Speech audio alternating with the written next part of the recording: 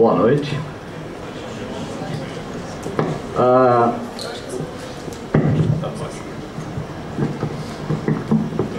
Boa noite.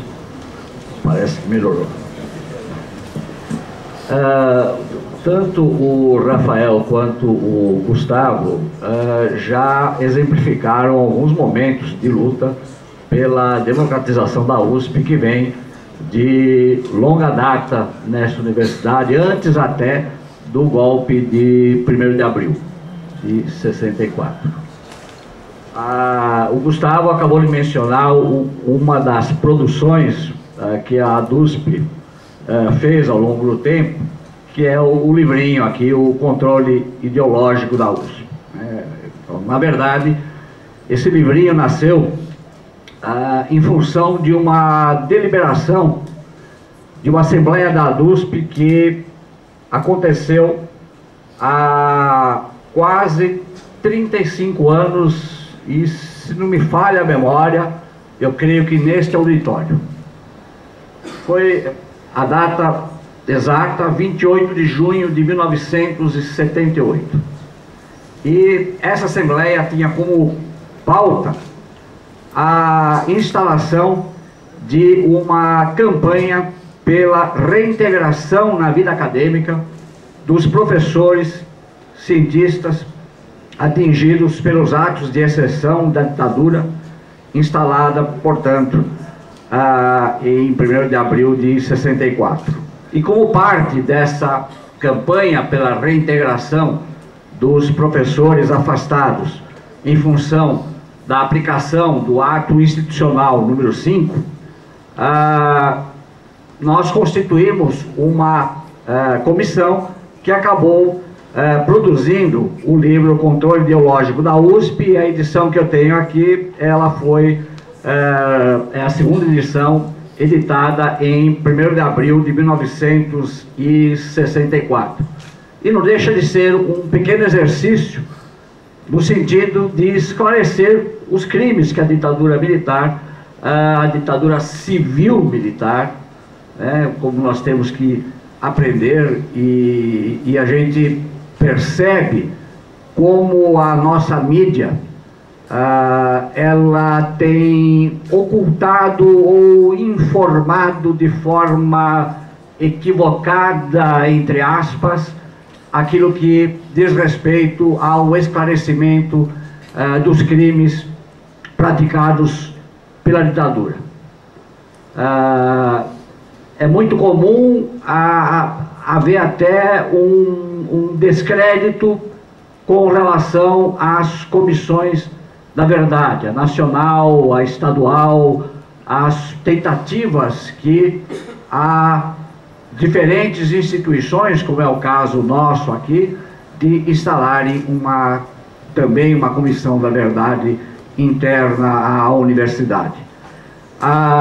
Nós temos até comentários, eu me espanta, por exemplo, que, eu vou dar um exemplo bem específico.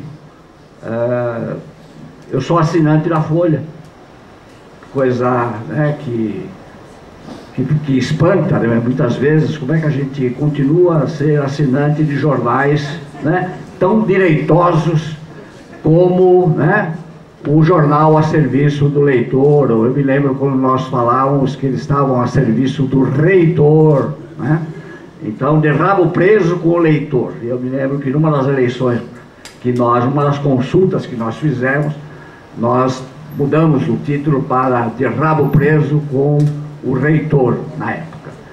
E o que me espanta é que no começo de abril, não, final de março, na verdade, me chamou a atenção o guia da Folha de um filme que estava sendo exibido, ia ser lançado na sexta-feira, no dia que saiu o guia, e o filme se chama, está passando ainda, apesar da Folha, O Dia que Durou 21 Anos. Um belíssimo documentário que, para quem não assistiu, ainda dá tempo, porque está ainda em cartaz. E o jornal, a Folha, dava um pequeno destaque, uma dica do guia. e estava lá o filme. E eu fui assistir o filme por conta dessa dica.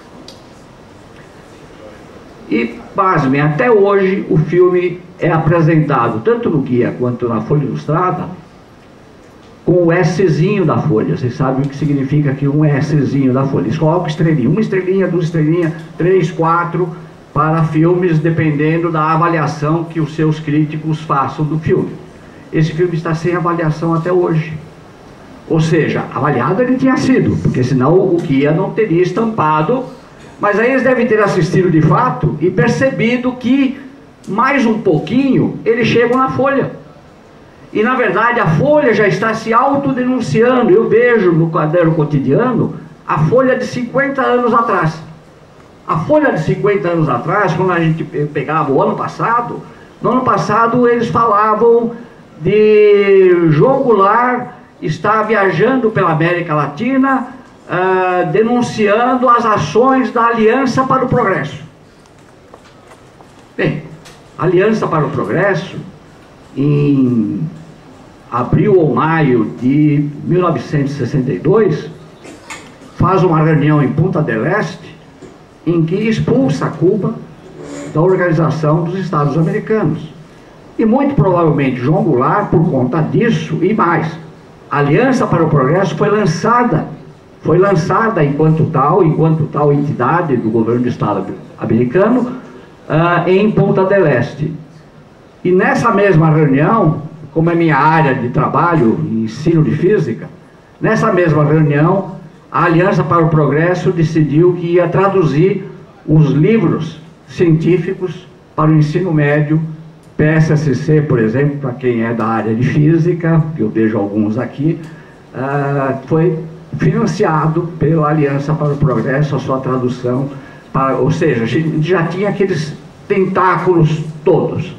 E o João Goulart, dentro da sua luta por reformas de base daquela época, estava fazendo... Ou seja, se a gente for ver as manchetes dos jornais daquela época, a gente vai ver como eles estavam na mesma batalha que os americanos denunciados pelo filme, de desmonte do governo legitimamente eleito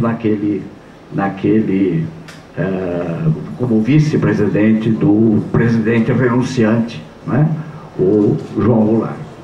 Então, eu leio aqui brevemente o parágrafo, o último parágrafo do prefácio da segunda edição do livrinho do Controle Ideológico. Ele diz o seguinte: superado o controle ditatorial sobre a universidade, é indispensável varrermos a herança autoritária que permanece regulando a vida da Universidade de São Paulo, onde os avanços democráticos firmados na Constituição Brasileira e na Lei de Diretrizes e Bases da Educação Nacional ainda não conseguiram chegar.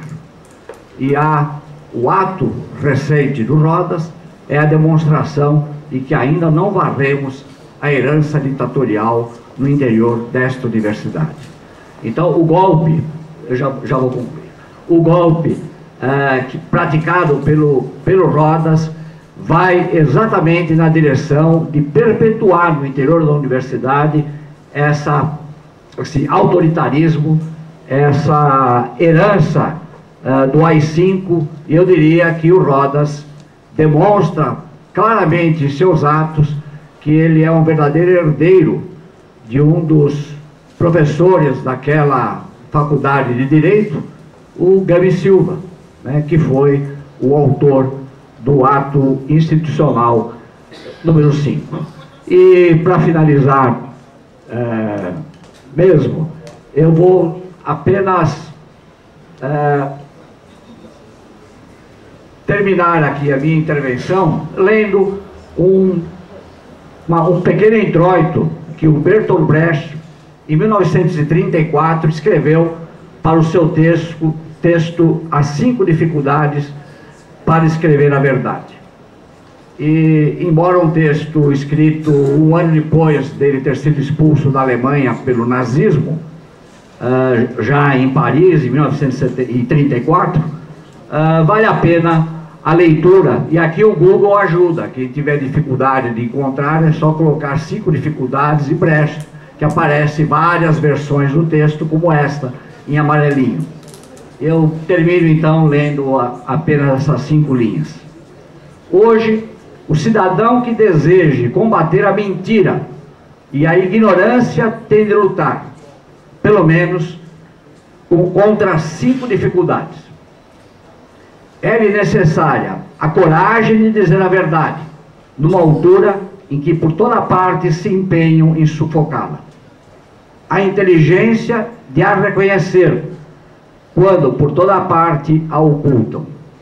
A arte de a tornar manejável como uma arma.